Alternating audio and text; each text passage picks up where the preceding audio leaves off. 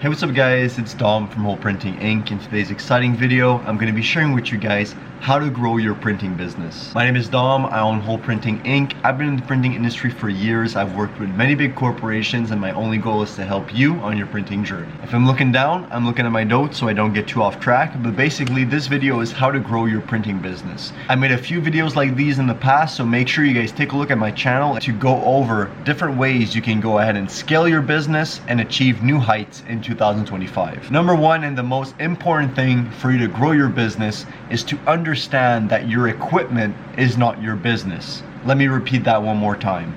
Your equipment, your DTF printer, your vinyl cutter, your screen printing press, your computer, anything you use on a daily basis to run your operations is not your business.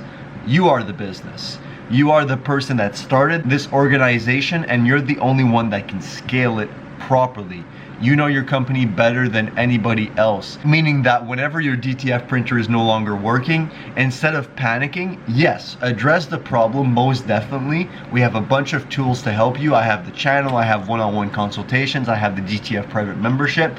However, even though your printer is down, you can't magically click your fingers or even pay a stupid amount of money to get this problem fixed, because the only way you can fix it right away, if you so call it, would be to have a brand new printer appear before your eyes or a brand new printhead magically appear at your doorstep.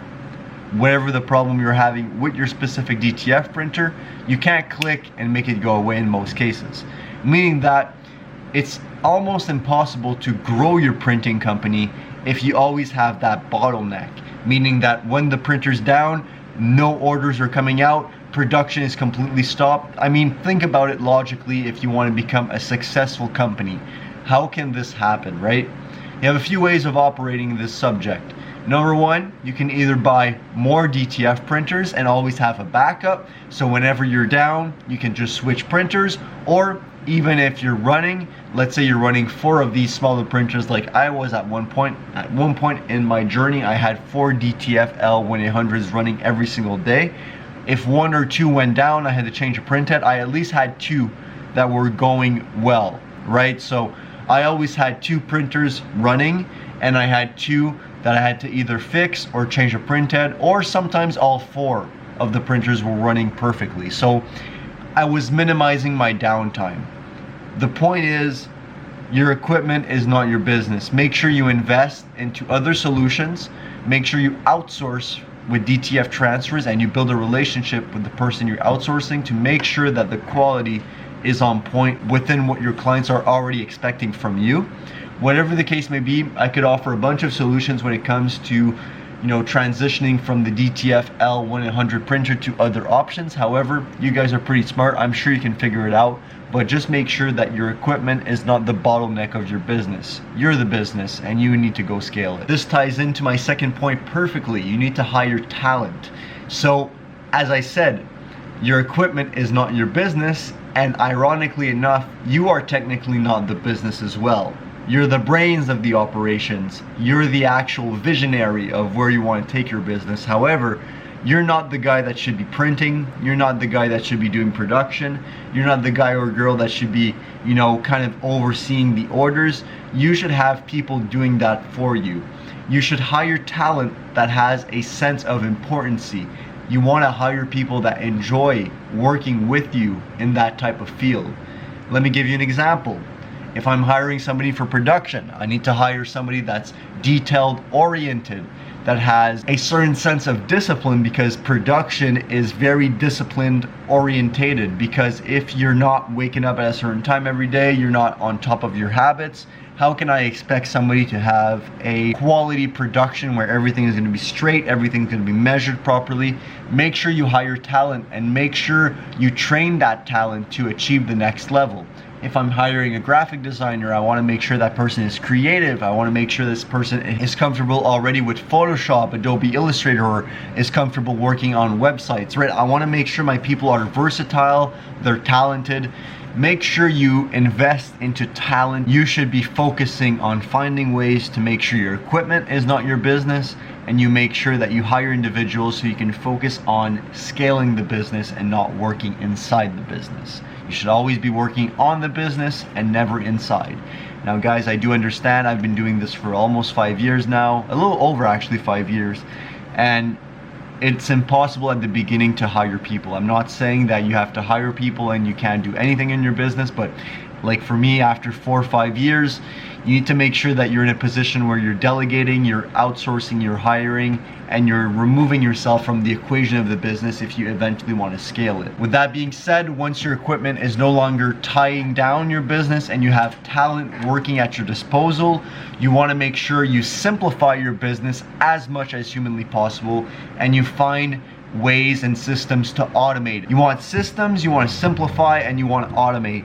There's a bunch of ways to do this. This should actually be a separate video, but just to give you a quick idea, a way I would personally simplify is, let's say the client is a new client and they want, let's say, 10 black t-shirts done with their logo, left chest and back print. Instead of complicating the process, communicating back and forth, I'm going to take their logo, I'm going to simplify the process by vectorizing it if it isn't done already, and then once the logo is vectorized, I'm going to go ahead and send them a mock-up, a virtual mock-up before I print anything. Once that virtual mock-up is approved, I can then take some measurements and then I can do a print-ready preview, kind of showing them how on the shirt how it looks. I'm going to measure that preview once it's approved, I'm going to write it down in my notes, and I've just simplified the process of whenever they decide to come back, it's going to be easy to actually go ahead and do the same order if they were satisfied. Let's talk about automation. You need to use CRM tools like Monday. Monday makes sure that I'm on top of my clients' relationships. I have everything. It's basically the brains of my operations. I have a bunch of ways I can automate tasks to make sure that once something is in, let's say, design, the section, I can then automate it. Once it's done, I click done and it automatically gets brought down to production. Let's say I need to prepare the print ready file, and you can use systems like these to automate your workflow to always make sure what the next step is in your business, so you don't have a bunch of these notes lying around everywhere. Another way you can simplify and automate is, let's say you're growing your business and now you have like 100 plus clients and you have a bunch of different folders on your desktop. Organize your desktop, make everything clean. That's straightforward. However, use a Google Drive, pay that little extra $1-2 a month for extra storage and label everything on Google Drive with the client's name, and you can even go with dates, all that type of stuff. So if ever, let's say Bob Johnson comes back from SQ drilling and you're like, oh, I know I have his logo, but now you're on your laptop and you've changed computers or whatever the case may be, and you're like, I do have SQ drilling somewhere. You can go on Bob's folder on Google Drive, open up SQ drilling, and then you have all of the work you've previously done for him, all his logos, everything basically connected to that client.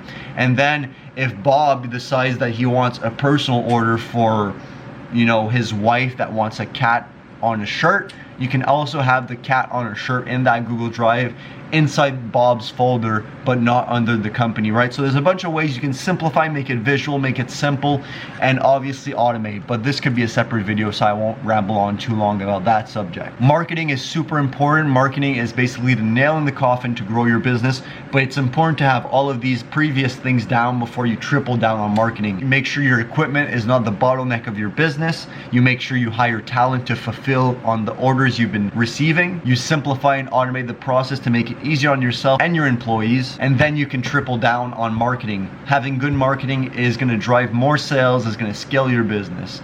Marketing is a very, very easy way to get new clients and to grow.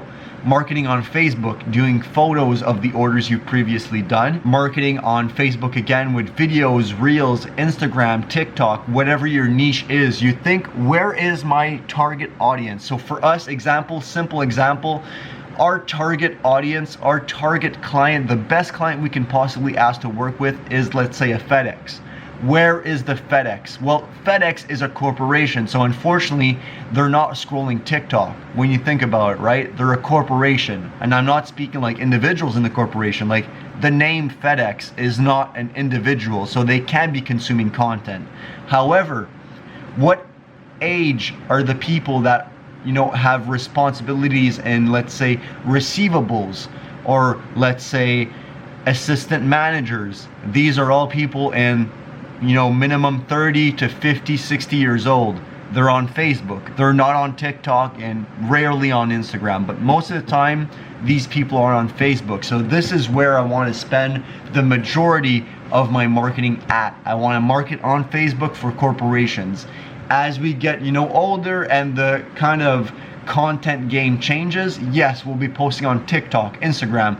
We'll be posting for other reasons, but our main target audience is on Facebook, so that's why we're posting there.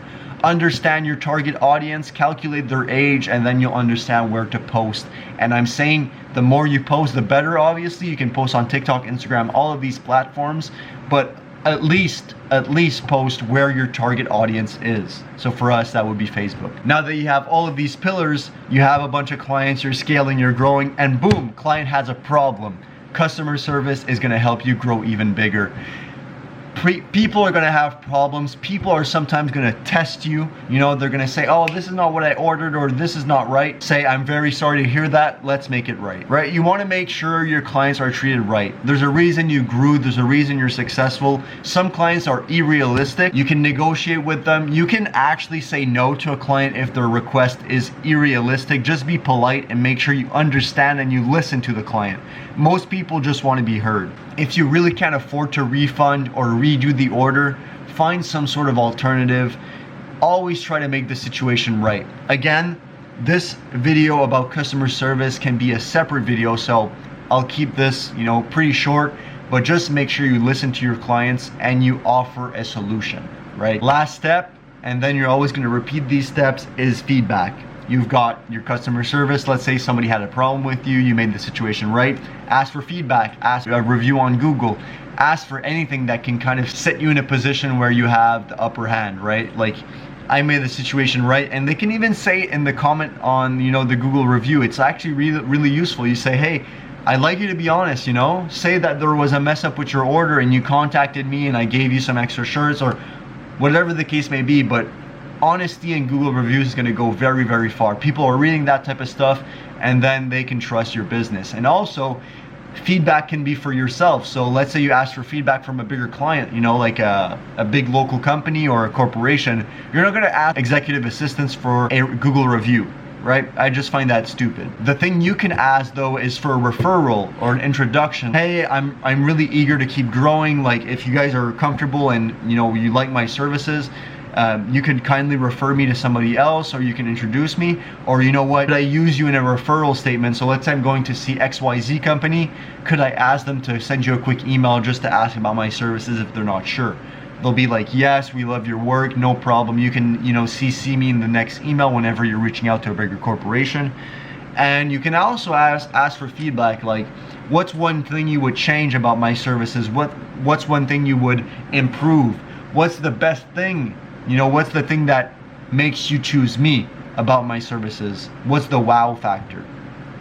So I could ramble on for hours, but how to grow your printing business? Going back over the points quickly. Your equipment is not your business. Make sure you act accordingly. You need to hire talent, and you need to work on the business and not in it. You need to simplify your business and automate it as much as possible. You need to focus on marketing once all of these previous aspects are done. You need to focus also on customer service, making sure every single customer has a unique experience. And you want to make sure you gather feedback from your clients, not only in reviews, but also in general feedback, so you can have a better understanding where your business stands and what the next step is for your specific situation. If you guys found this type of video somewhat insightful, interesting, or helpful, make sure to leave a like, comment down below, and subscribe if you're new. This was Dom from Whole Printing Inc. Make a print you'll never forget.